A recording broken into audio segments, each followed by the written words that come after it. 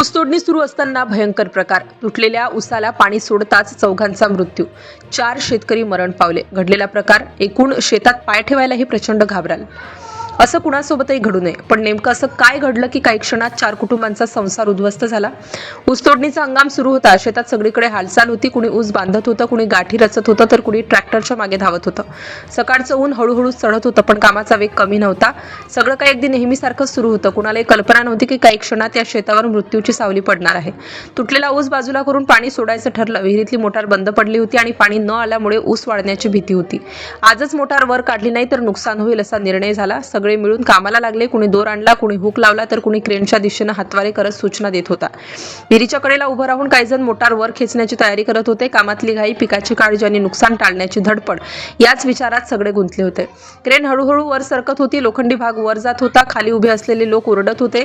जपून, थोडं डावीकडे, थोडं उजवीकडे. सगळं काही सेकंदात घडत होतं. अचानक एक विचित्र आवाज झाला. एक ठिणगी चमकली आणि पुढच्या क्षणी सगळं काही बदललं. क्रेनचा वरचा भाग वरून गेलेल्या उच्च दाबाच्या तारेला स्पर्श झाला. त्या स्पर्शाने जणू आकाशातून आग खाली कोसळली.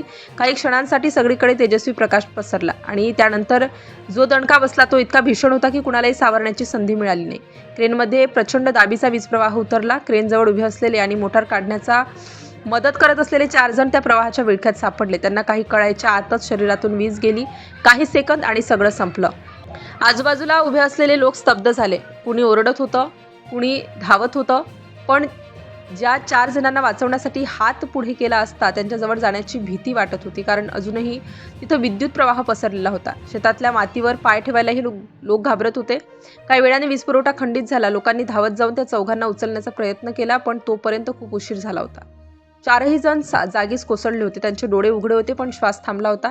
या घटनेनंतर शेतावर एकच आक्रोश उसळला. काही महिलांनी छाती पिटायला सुरुवात केली. लहान मुलं घाबरून रडत होती. काहींना विश्वास बसत नव्हता की काही क्षणांपूर्वी हसत खेळत काम करणारे तेच लोक आता कायमचे निघून गेले आहेत. सर्वात मोठा धक्का तेव्हा बसला जेव्हा समजलं की मृतांमध्ये 2 बापलेकांचा समावेश आहे. एका घरचा करता आणि त्याचा अवघा तरुण मुलगा. दोघंही एका क्षणात गेले. दुसऱ्या घरातही तेच चित्र. वडील आणि मुलगा दोघेही शेतात होते आणि दोघांचाही एकाच वेळी अंत झाला.